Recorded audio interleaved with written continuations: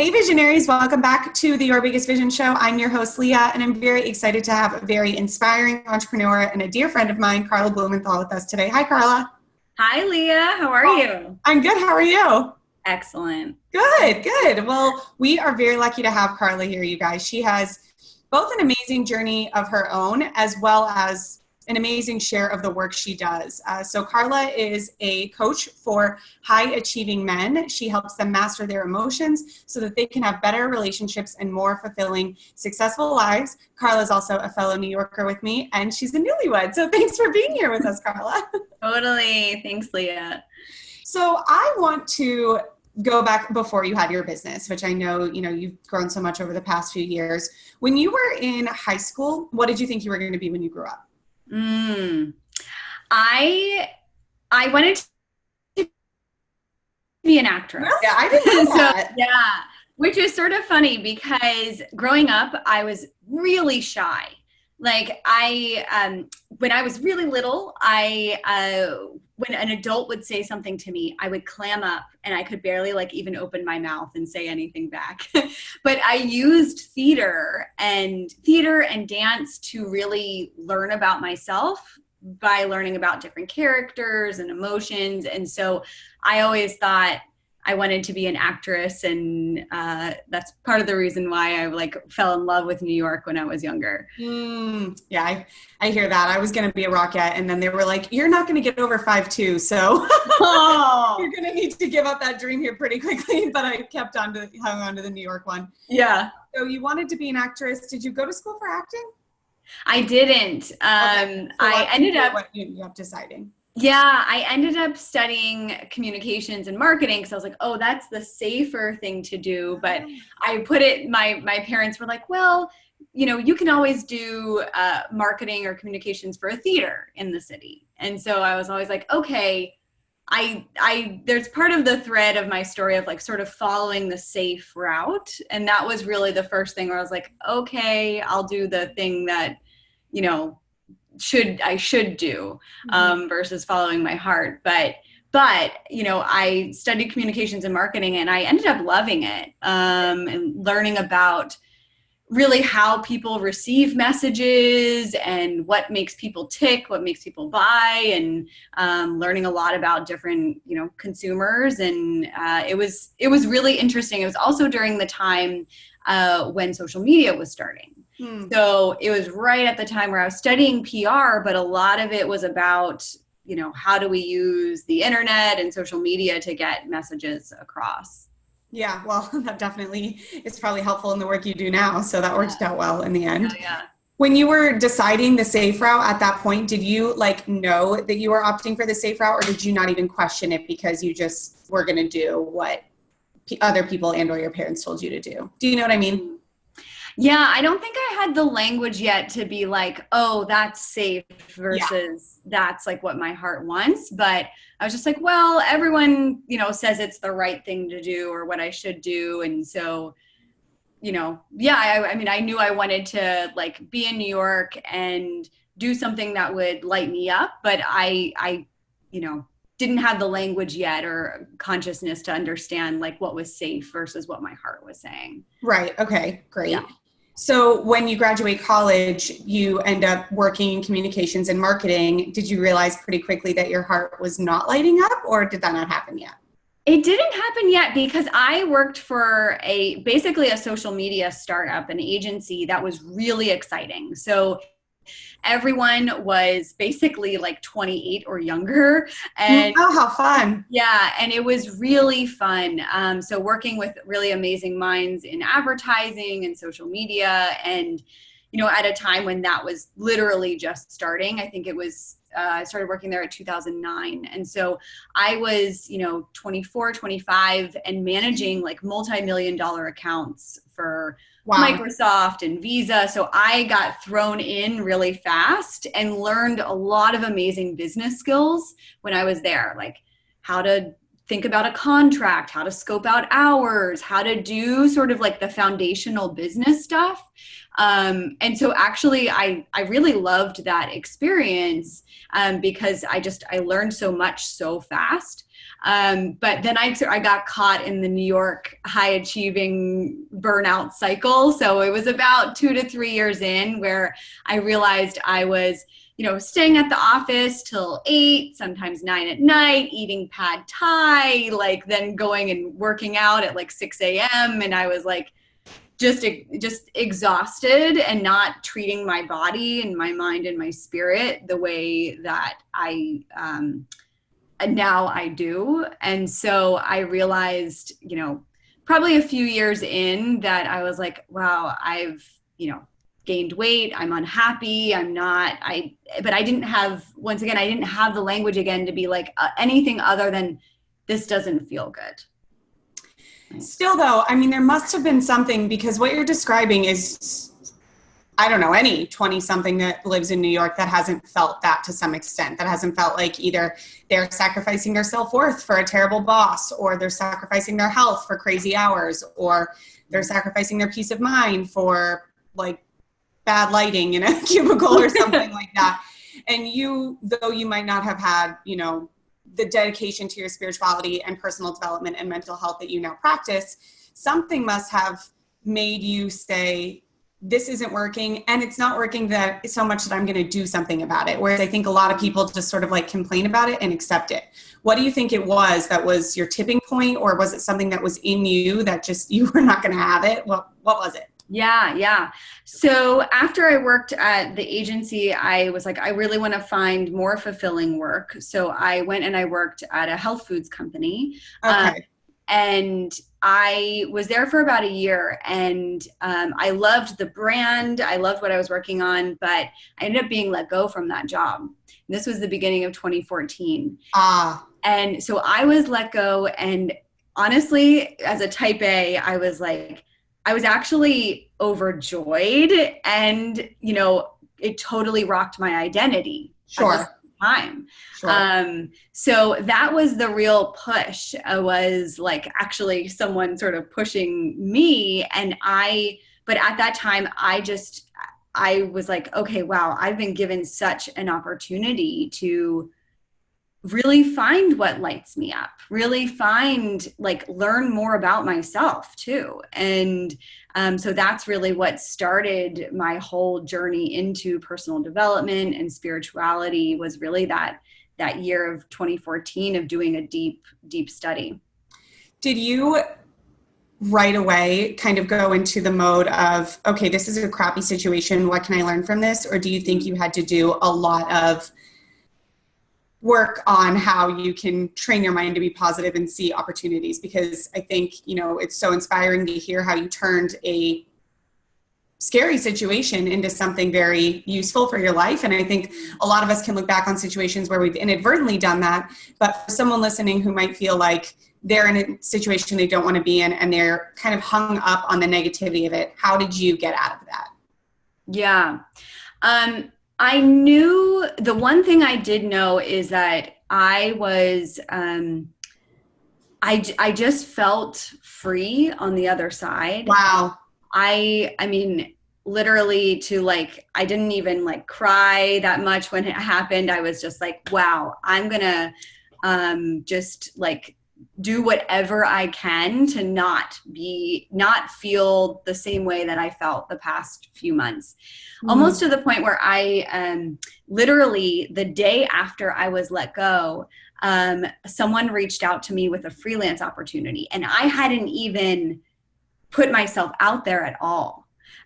So I feel like I was just somehow opening myself up for opportunities. And honestly, I just said to myself, I'm not going to put myself in a situation where I feel that I'm just either not being myself, just being in a job where we've all been there, where you just feel smaller, you feel like you can't express your authentic self, and you're also not doing work that feels in alignment. I mean, it cascades across all areas of your life. It's so true. Yeah. it sounds to me like, a part of it, whether this is totally how it resonated with you or not, but it sounds like some part of you was like, you know what, this job didn't work out. I ended up not that happy in my last job. I'm not going to go this far to not actually do something good at this point. Like I'm already here. So let's like finish this out and make something of it. But you kind of did a radical thing with that. Not only did you really dive into your own personal development, you then your business was born out of this time period. So it sounds like it was a big, a big dive. Totally. Well, it was a slow churn because all I knew when I was let go was, basically what you said. All I knew was that I was going to not do what I've just done. Yeah. Anything else. I was literally like, okay, I just know I don't want a job in marketing or social media. And that was very clear to me. Right. And I said, there's something I don't know yet, but feeling good about myself is the first step. And you're so amazing. Feeling good about myself is number one. Yeah, totally. And honestly, at that point, like literally the next month, I hired my first coach and started doing all the really deep work. And we worked together for a really long time. And I dug into all, everything I learned from childhood, everything, really bringing a lot of awareness. And so that's when I started to have the language around, wait, this doesn't feel good, but I don't know how to talk about it. Mm-hmm. And I started to build just the language and the awareness around the way my mind worked, the way my emotions worked, what happened in childhood, how I can take personal responsibility and move forward. And so actually that insight I had around, well, I don't know what to do next, but all I know is I don't want that, was actually really smart because it gave myself so much space to really become my own methodology. And that's, we'll probably get to this, but like, that's the way I see all the work I do now is I need to practice it myself. And that's what I did the first 2 to 3 years, even before I was a coach. Right. So was that your last job before you started your own business? Like, well, I know you've kind of worked a little bit here and there as you started it, but that was your last 9 to 5 full-on job? Yeah. Okay. So how long after that did you wait until you started your business, or how long of a gap? Yeah. So I had been freelancing and like just taking up, jobs here and there, and was actually, the freelance jobs came pretty easily to me. I did some in social media. I did some in sort of the girls and women's space. And I actually really enjoyed dabbling in all that because I was in such a period of studying. So basically 2014 to 2016, I was still in the zone of I'm learning about myself. I'm basically trying to find the work I want to do in the world, but I was just really attracted to personal development and my own growth. So I was working with a coach, and at the same time, I started a small organization. I love drinking tea. Actually this is more coffee, but I love drinking tea, and I was learning so much with my coach, and I felt like I didn't have a community to connect with. Yeah. So I started basically a meetup group called Tplus Purpose.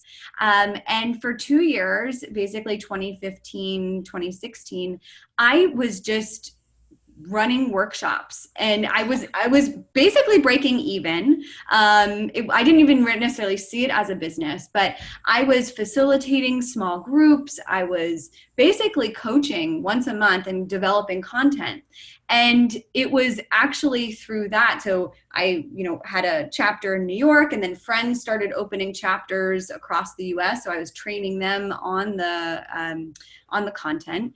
And through that, I hosted, this was for women, and one by one, guys, so either in my social group or when I was at networking events, started asking me about what I was doing in Tplus Purpose. And that's actually how my first coaching client came out. I had no intention to become a coach at all. Wow. And so I was at a networking event and was talking to a guy in his 40s, and he emailed me the next day and said, can you coach me on empathy?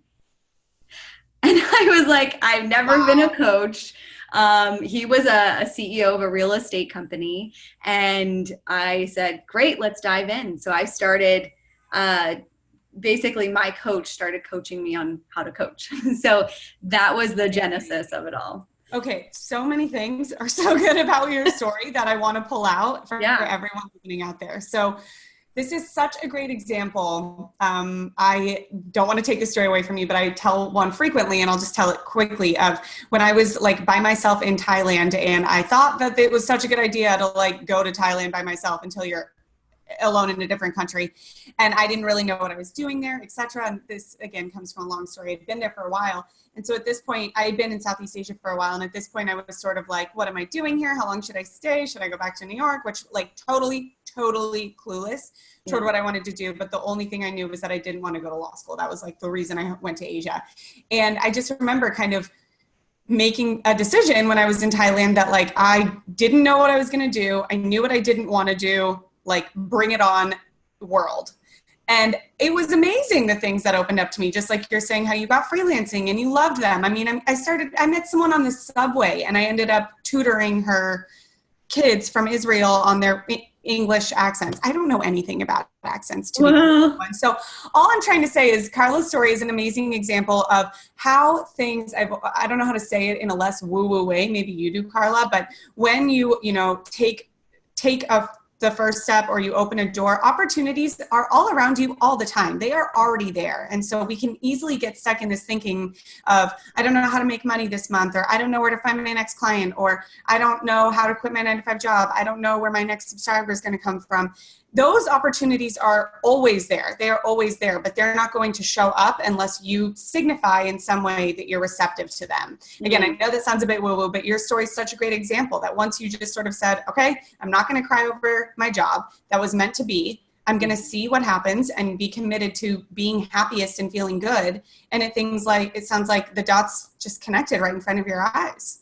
Totally. I think the biggest thing there is, being open and receptive, and also your perception of things is the most important thing, right? Like I could have just seeing what's in front of you, exactly what you're saying, seeing what's in front of you.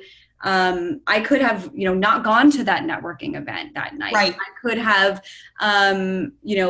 just talked to someone very briefly, but not brought my full self. But I said, no, I'm going to feel good and I'm going to put myself out there and just see what unfolds. And literally, I mean, so much has come from just doing that. Without even, I didn't even know what was, I didn't have a particular goal in mind at that time.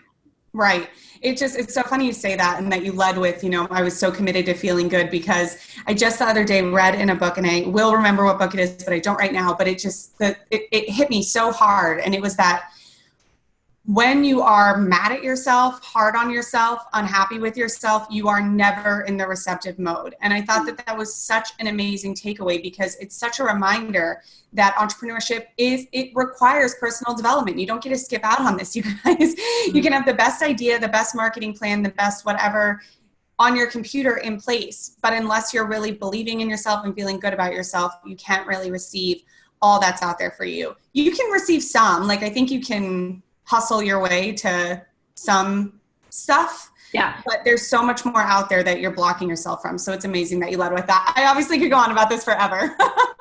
But do you have any final comments on what you learned about that time period, and how, did you learn something about trust that you really carry with yourself now? It was quite a magical couple of years, even though I can say that now being so far removed. Were you scared? I was scared. Yeah. I was scared, but I just knew that if there was a time to trust, if there was a time to just figure things out, it was then. And literally in those few years, I mean, I found my life's mission. I met my now husband. I, did so much that I really feel was foundational work, so that I could, level up. when you were going through it, and then I want to move on more to what you do now, but it's so, I love talking about those early days because I think it's easy for people to look at you now. You have this successful business, you work for yourself. It's not easy in the beginning at all. And I really think it's important to highlight that. What were you scared of? I mean, on the surface, I was afraid of running out of money to go back and having to go back to my job, right? Or to social media or marketing. But I think because I was learning on the deeper level, because I was learning so much about myself, I was afraid of losing myself again. Wow. Right? It felt so new to like be connected to myself, to understand that I am an introvert and that, you know, what that means and what that looks like, right? And that I don't have to, because I did so much acting, right, when I was younger, I don't have to act anymore as myself, right? I am myself. And I was afraid of losing that. And because I had lost that when I was in a 9-to-5, you know, that I had made an association with that. Like I don't think it all, you know, that's just always the case for everyone, right? Like, I think there are amazing organizations out there where you can be yourself. But for me, I didn't feel that I could be my authentic self, and that now I have a lot more freedom to just be myself and pursue what I desire. Yeah. Oh, I'm so happy for you. That's a very real fear though. Real fear. Thank you for sharing that. So now you work with high achieving men. What about, you just mentioned that you found your life's purpose, which is amazing. Talk to me about how they relate. How is your life's purpose involved with coaching high achieving men? Yeah. Well, it was a combination of fate and strategy, like literally going from what I shared about my first client approaching me. And so what I decided in that time frame, that was 2015, is that I was just going to get as much experience as I could coaching. And so I arranged, I had an arrangement with my coach, and she was actually starting to send me referrals. And so during that time, I was just, once again, very open and trying to learn as much as I could. And my first dozen clients were all men in their 30s and 40s who had similar types of challenges, right? They wanted a better career, or they wanted to feel more satisfied in their career. And they wanted stronger relationships, were like the two things that we ended up working on together. And so I just realized through coaching and through my own work that it was such a lovely process where when I up-leveled, when I bettered myself, when I understood my mindset and my emotional world more, it had direct impact on my clients. And so it wasn't just about, you know, me feeling good for me. It actually really had a ripple effect into other people's lives in the world. And I just felt like that was such a strong thing to see, that feedback loop. And so that really, I realized there was not only just, I felt amazing about the work I was doing, but there was a ripple effect, and that, you know, that there was a real need in the marketplace as well. So seeing those three things really had me narrow in on the work I do now.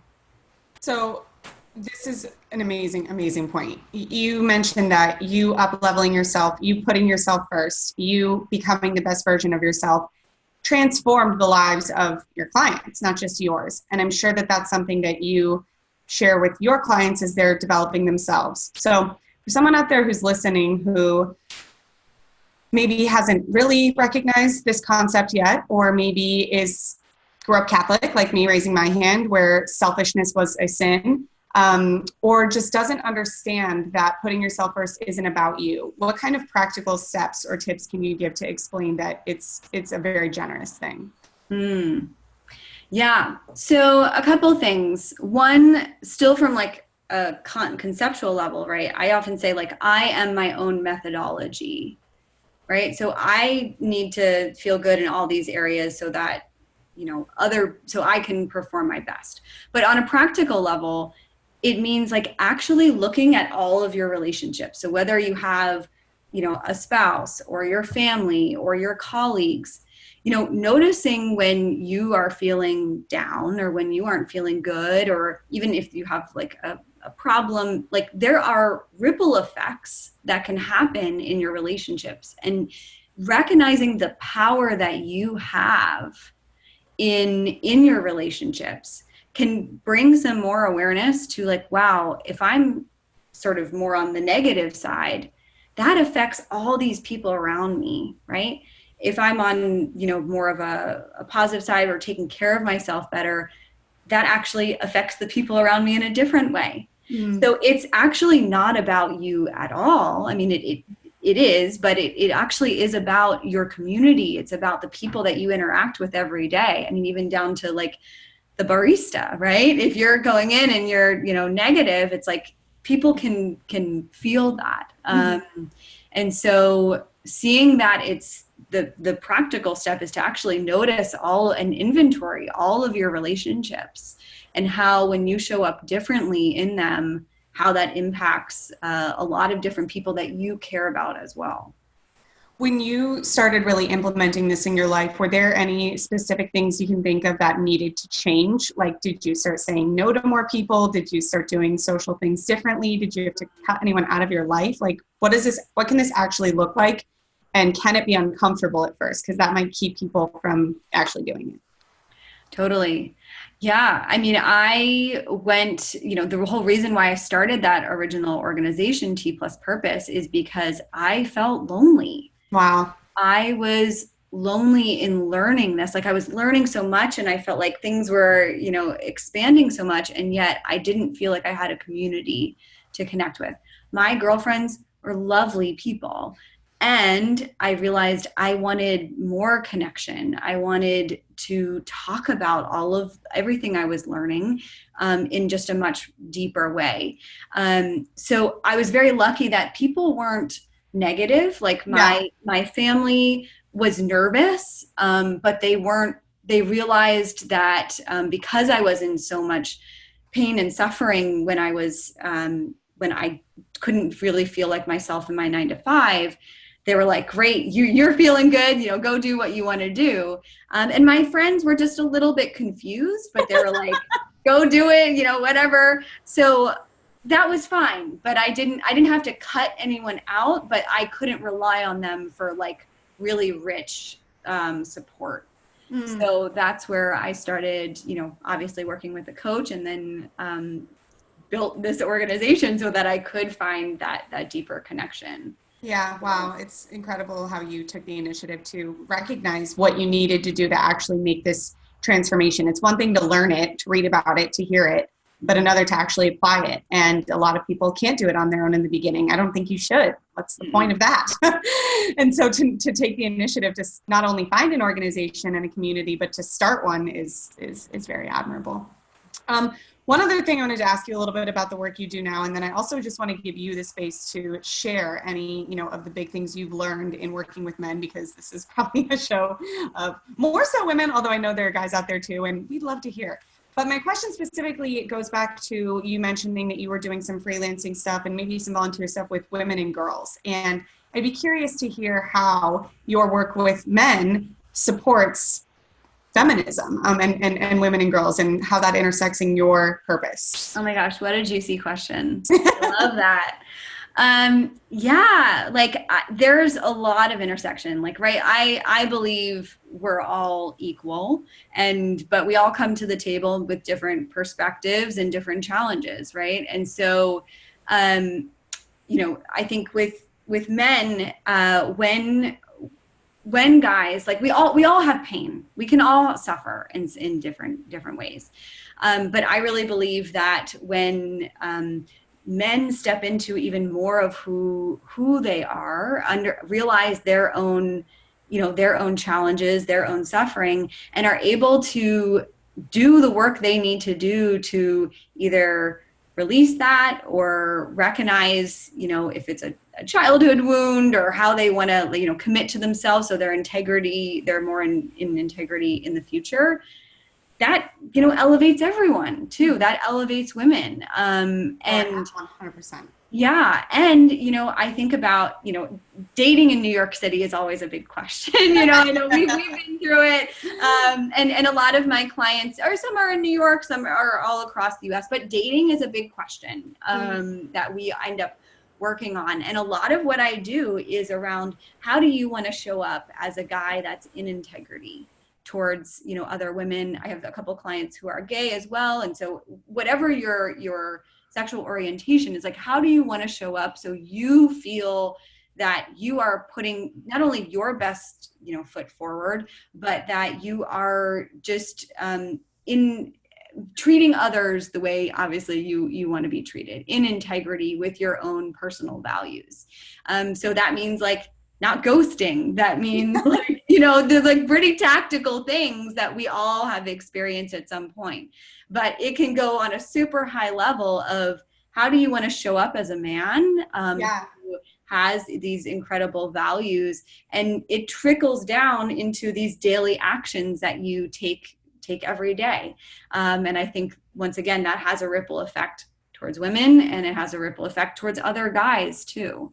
Right. 100%. I mean, I think it's so amazing, everything you just said. And thinking about how one of the biggest things that your clients either come to you with or end up talking to you about are relationships. Like, that's everything. When you look at so many of the social problems we have in this country, obviously not all of them are rooted in relationships, but a big majority of the tension comes from a lack of misunderstanding or a refusal to even try to understand. So even if it's just working on one relationship, that's sometimes enough. That is creating change. And I think it's amazing that you're able to help men themselves and then also help everyone in their lives by doing what you do.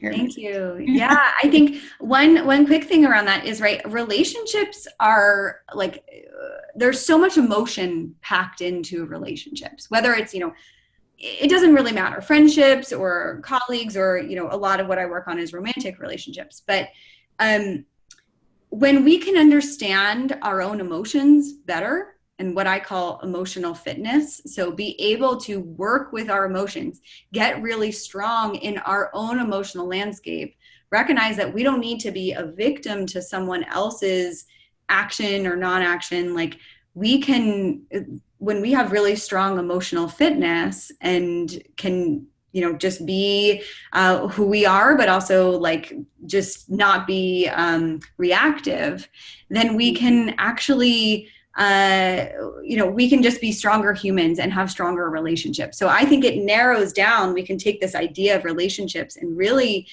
build these foundational building blocks truthfully around emotions and your relationship to your own emotions. And so that's what a lot of the work I end up doing is, it's about relationships, and it's also about your mindset and your emotional capacity.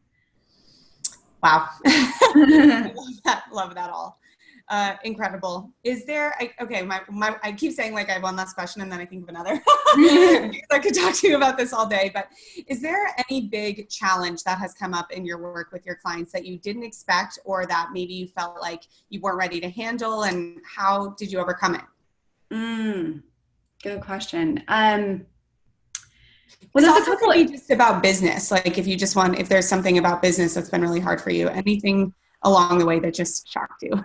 I mean, it wasn't so much of a challenge other than how deep people really go. Wow. Like,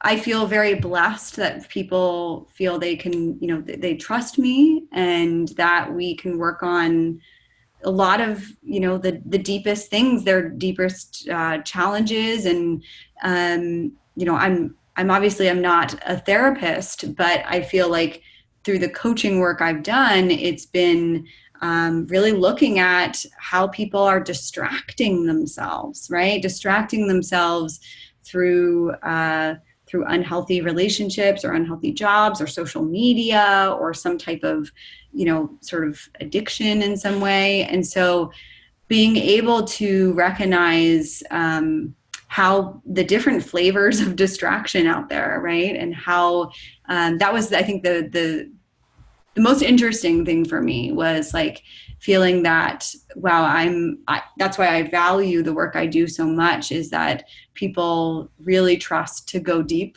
with me, and that they want to go there so that they can have, you know, a stronger career or better relationships. Like those are the surface level problems, but that at the end of the day, the work can be quite satisfying and deep and really life-changing. We're not making small tweaks. Do you feel like what you do can be, how do you emotionally take care of yourself? Because I can imagine that sometimes you get off these calls and you're like, wow, I am drained. Not that you don't love doing it, but that's heavy, heavy stuff. Have you noticed that you've had to change your lifestyle? Yeah. Well, a couple of things. One, I take a lot of walks. I go outside a lot, and I actually moved. I was living in Brooklyn, and I moved just one stop over in Jersey City.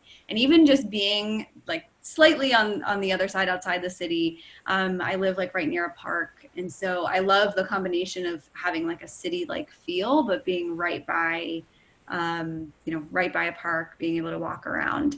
I do once to twice a week. I do a partner dance with my now husband, and it's a Brazilian partner dance called Zouk, and it's sensual. It can be like fun and hip hoppy. It's quite a chameleon of a dance, but it's really helps me like forget, but also be really in my body, and just to explore dancing with another person, which is like a totally different thing than dancing on your own. Yeah.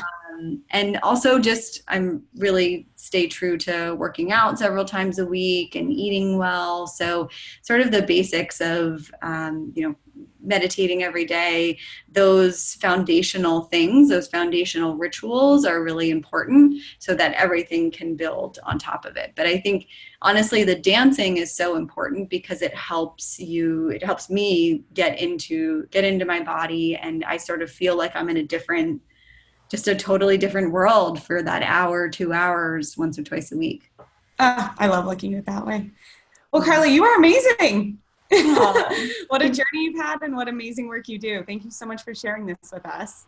Totally. I have a few lightning round questions for you. Your biggest vision questions. Are you ready? Yeah, let's do it. What do you do when something feels like it's fighting against your vision, whether it's logistics, reasoning, friends and family, society? What's your first instinct? Mm-hmm.